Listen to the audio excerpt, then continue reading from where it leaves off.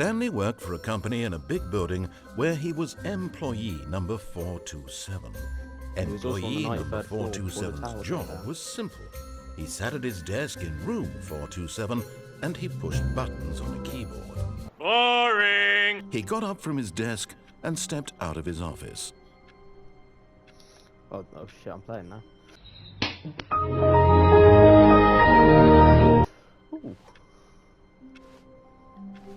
No orders. That's a load of crap. Anyone in here? No. All of his co-workers were gone. What could it mean? Stanley decided to go to the meeting room. Perhaps he had simply missed a memo. No matter how hard Stanley looked, he couldn't find a trace of his co-workers. Susan? Susan, no! Oh. It's not the actual time. No, it's not the actual time. Why would it ask me for the time? What did I say? I love Mondays. Fuck you.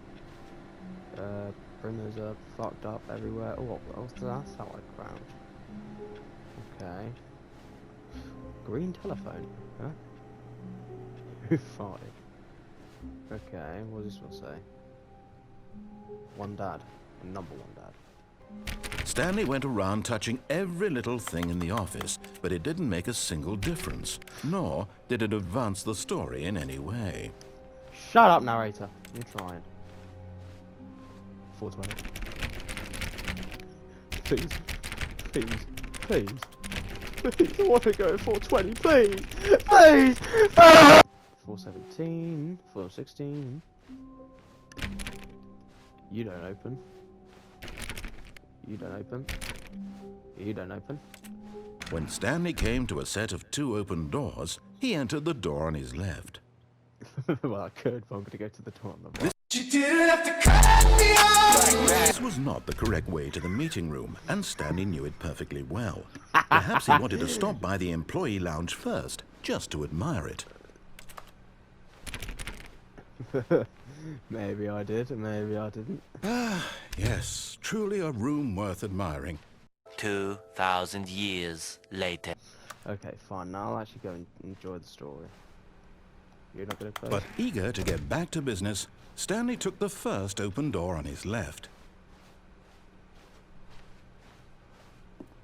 Stanley was so bad at following directions, it's incredible he wasn't fired years ago. For fuck's sake, I'm trying. Ooh. See, I love this in games, just massive open rooms. Don't jump from the car, go, okay, well, that's gonna be Look, Stanley, I think perhaps we've gotten off on the wrong foot here. I'm not your enemy, really, I'm not. I realize that investing your trust in someone else can be difficult, but the fact is that the story has been about nothing but you. What? Really? I was in the middle of something. Do you have zero consideration for others? Are you that convinced that I want something bad to happen to you? Why, I don't know how to convince you of this, but I really do want to help you, to show you something beautiful. Look, let me prove it. Let me prove that I'm on your side. Give me a chance. Now listen carefully, this is important. Stanley walked through the red door.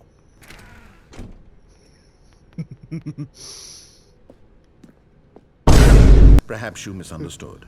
Stanley walked through the red door. I still can't communicating properly. Stanley walked through the red door. All right, fine, go ahead, Stanley. You want to know so badly what's out there? You want to find out what lies at the end of this road you've chosen? Well, don't let me stop you.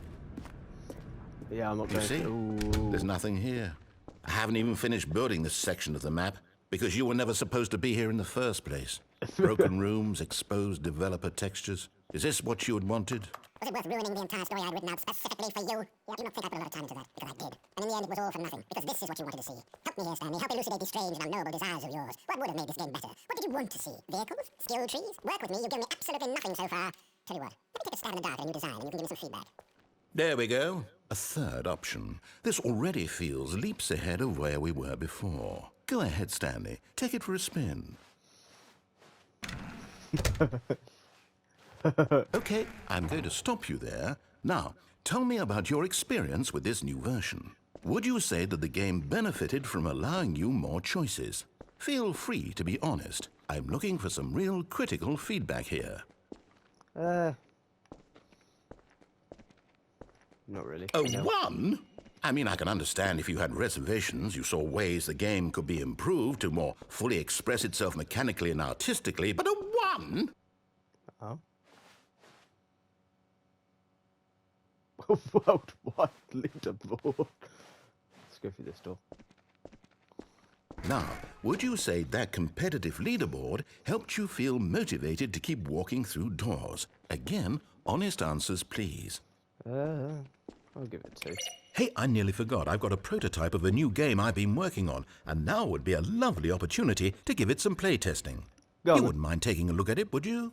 Yeah, Perfect. go on. Let me boot it up. In this game, the baby crawls left towards danger. Be sure to keep notes on your experience.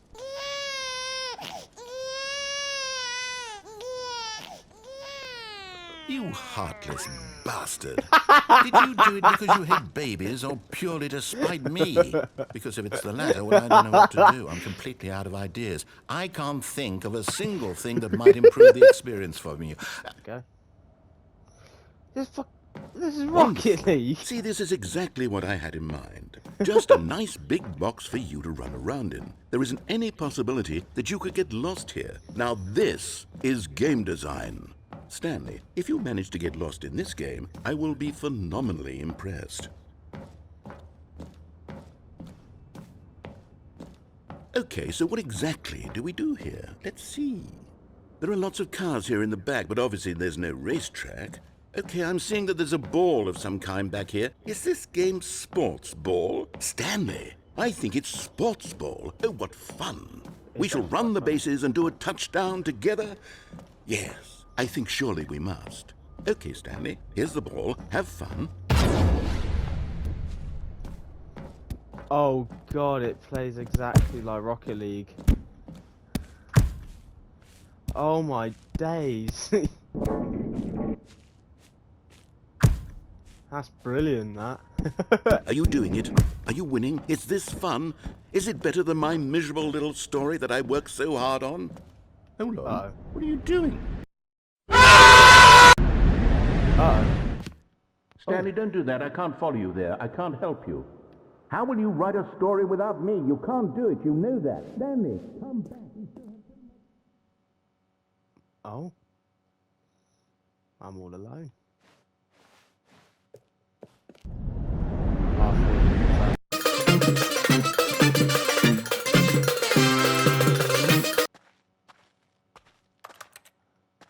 I want the narrator back. This is scaring me.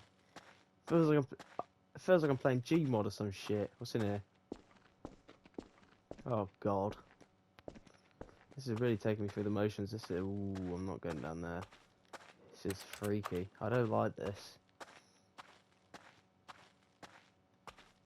Oh, it's light down here. My room looks a bit different in this game. Wait, 425. My office.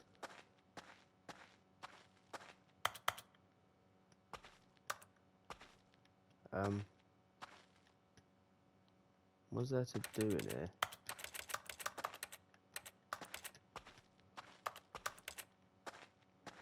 Nothing to do. Bullshit. I wonder what he found.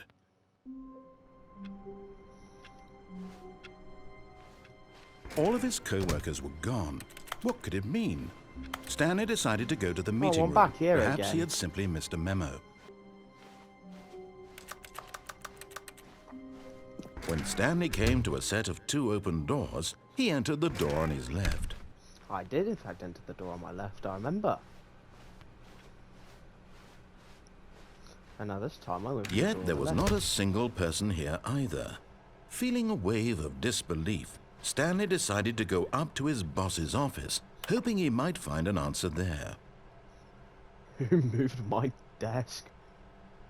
Papers are too synergized. Fire paper guy. Hire someone to fire the paper synergizing guy. Oh dear. Huh? The future is yesterday, tomorrow is now. Everyone is unique, you most of all. Okay, Stanley stepped into the broom closet, but there was nothing here, so he turned around and got back on track. I did in fact turn around and go back on track. Coming to a staircase, Stanley walked upstairs to his boss's office. Or I went downstairs.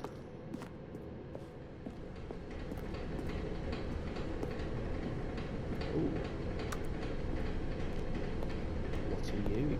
Where are we going? But Stanley just couldn't do it. No, He considered the fucking- possibility of facing his boss. Admitting he had left his post during work hours, he might be fired for that. A few moments later. Mariella woke up on a day like any other. She arose, got dressed, gathered her belongings, and walked to her place of work. But on this particular day, her walk was interrupted by the body of a man who had stumbled through town talking and screaming to himself. It's hard, it's cold.